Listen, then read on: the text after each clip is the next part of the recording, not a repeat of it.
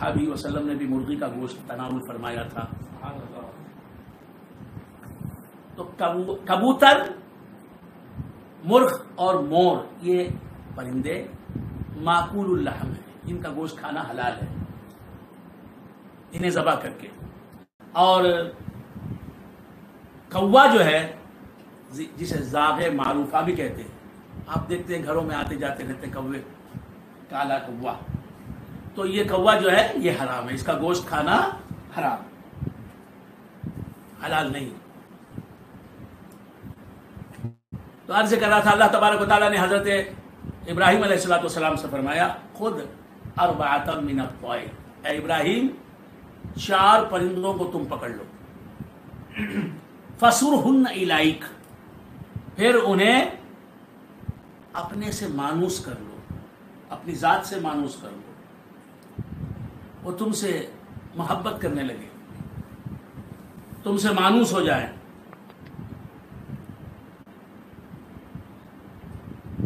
فصرہن الیک ثم اجعل علی کل جبل منہن جزءا.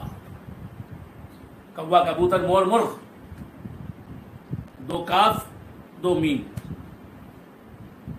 2 کاف 2 میم کو ذبح کرو، ذبح کر کے ان کے ٹکڑے ٹکڑے کر دو، ان کے گوشت کے ٹکڑے ٹکڑے، خیمہ بنا دو ان کے گوشت کا. کوے کے گوشت کا خیمہ کرو، کبوتر کے گوشت کا خیمہ بناؤ. لفظ ہے خیمہ. ساؤتھ انڈیا میں کیا کہتے ہیں؟ خیمہ. خیمہ ٹینٹ کو کہتے ہیں، خیمہ ٹینٹ کو کہتے ہیں، اور خیمہ خے سے آتی ہے، خے سے لکھا جاتا ہے، خے. اور قیمہ قاف سے ہے، قاف یہ میم ہے، قیمہ. یہاں الٹی گنگا بہتی ہے ہمارے یہاں مدراس میں، بنگلور میں. قیمے کو خیمہ کہتے ہیں. بازار سے خیمہ آیا ہوں آج، خیمہ. اور حاضرین کرام، خیمہ نہیں کہنا چاہیے، قیمہ جو کھایا جاتا ہے. اور ایک ہے ٹینٹ، اسے کہتے ہیں خیمہ. تو عرض کر رہا تھا کہ ان کا خیمہ بنا، کبوتر کے گوشت کا خیمہ، یعنی ٹکڑے ٹکڑے کر دو، چھوٹے چھوٹے ٹکڑے کر دو. کوے کے گوشت کا خیمہ بناؤ، خیمہ کر دو کوے کے گوشت کو، مور کے گوشت کو، مرغ کے گوشت کو ذبح کر کے ان کے ٹکڑے کر دو. اور پھر ایک جانور کے گوشت کو دوسرے پرندے کے گوشت میں ملا دو. کوے کے گوشت کو، کبوتر کے گوشت کو، مور اور مرغ کے گوشت کو آپس میں ملا دو، جدا نہ رہیں یہ چاروں کے گوشت. اس کے بعد فرمایا ثم اجعل علی کل جبل منہن جزءا. مختلف پہاڑوں پر، کئی پہاڑوں پر یہ گوشت جو ہے ملا ہوا، 4 پرندوں کا گوشت یکجا ہو گیا ہے، اکٹھا ہو گیا ہے. اب اس گوشت کو مختلف پہاڑوں پر رکھ دو. کچھ گوشت وہ ایک پہاڑ پر، دوسرے گوشت کو، کچھ گوشت کو اور ایک پہاڑ پر. اس طرح اس گوشت کو مختلف پہاڑوں پر رکھ دو. پھر فرمایا اللہ تبارک و تعالیٰ نے ثم ادعوہن یأتینک سعیا. پھر ابراہیم ان پرندوں کو پکارو جن پرندوں کو تم نے ذبح کر دیا، اور پھر ان کے گوشت کا خیمہ کر دیا، پھر ان کے گوشت کو آپس میں ملا دیا. کوا، کبوتر، مور، مرغ سب کا گوشت ایک فارم میں آ گیا ہے، ایک جگہ ہو گیا ہے، ایک جا ہو گیا ہے. تو اس گوشت کو تم نے مختلف پہاڑوں پر رکھ دیا. اب جو پرندے پہلے زندہ تھے،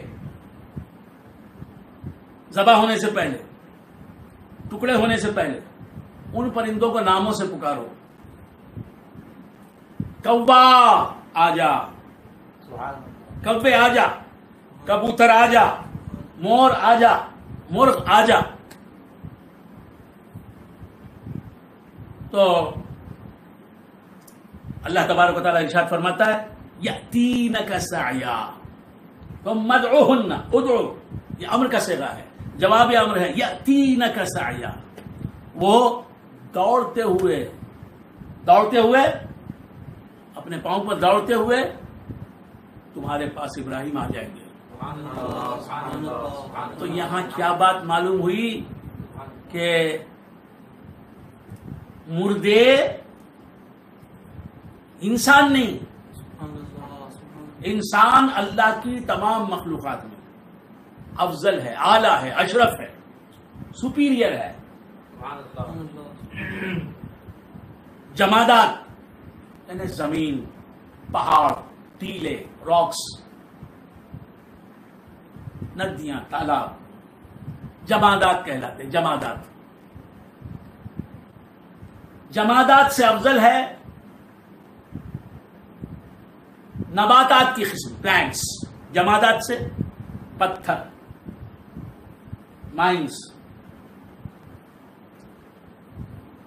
ٹیلے، پہاڑ، پانی، آگ، ہوا، ان سب چیزوں سے افضل ہے، اعلیٰ ہے، اشرف ہے پلانٹس کی دنیا، نباتات کی دنیا، درخت، پودے، ہریالی، بیلیں. جمادات سے نباتات افضل اور نباتات سے حیوانات افضل.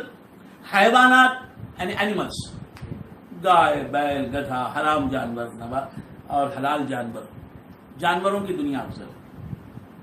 پھر جانوروں کی دنیا سے افضل کائنات ہے انسانوں کی، عالم انسانیت، انسان افضل ہے. جمادات سے، مٹی پتھر سے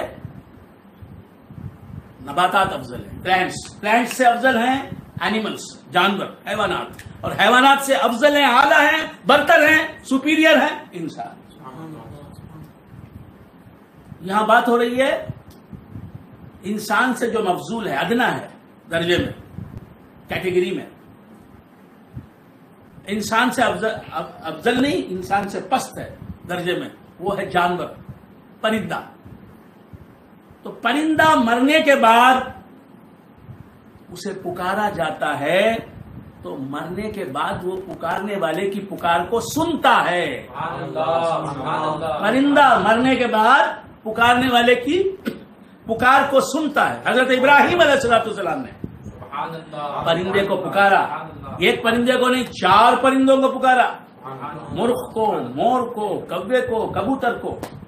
صرف حلال پرندوں ہی کو نہیں پکارا، حرام پرندے کو بھی پکارا، جسے فاسق کہا گیا ہے حدیث میں، برا جانور کہا گیا ہے. کوے کی مذمت آئی ہے حدیث میں، اس کی برائی آئی ہے حدیث میں. کوے کو پکارا تو کوا بھی، اسے بھی پکارا حضرت ابراہیم علیہ السلام نے. مور کو بھی پکارا حضرت ابراہیم علیہ السلام نے. مرغ کو بھی پکارا حضرت ابراہیم علیہ السلام نے. اور کبوتر کو بھی پکارا، حلال جانوروں کو بھی، حرام جانور کو بھی پکارا. تو سب جانور ایک ہی طرح سے سنتے ہیں. کوے نے بھی سنا، آپ نے پکارا کوے آ جا، کوے نے سن لیا. کس حالت میں سنا؟ زندگی کی حالت میں نہیں سنا، مرنے کے بعد سنا. مور نے بھی سنا، مرغ نے بھی سنا، کبوتر نے بھی سنا. زندگی ان کی ختم ہو گئی، زندگی نہیں رہی. اور پھر اس کے بعد ان کا جسم بھی ٹکڑے ٹکڑے ہو گیا اور وہ ایک دوسرے میں مل گئے. ان کے اجزائے جسم، پارٹس آف دی باڈی ایک دوسرے سے مل گئے. اس کے باوجود اس حالت میں حضرت ابراہیم علیہ السلام پکارتے ہیں تو کوا، کبوتر، مور، مرغ، یہ پرندے حضرت ابراہیم علیہ السلام کی پکار کو سنتے ہیں.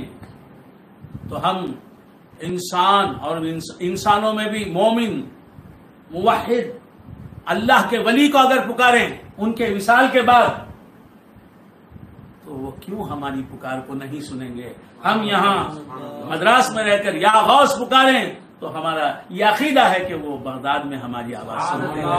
ہم مدراس میں رہ کر پکارتے ہیں یا خواجہ المدد، یا خواجہ مدد کیجئے، بگڑی بنائیے، ہماری جھولی بھریے، تو ضرور غریب نواز ہماری پکار سنتے ہیں. یہ قرآن کہہ رہا ہے، قرآن کہہ رہا ہے. تو بندگان خدا، بعض لوگ کہتے ہیں کہ نہیں، وہ تو ایک وقت کی بات تھی. یہاں ایک وقت کی بات تھی، کب کہا گیا ہے؟ یہ ایک وقت کی بات تھی. یہ قرآن میں یہ نہیں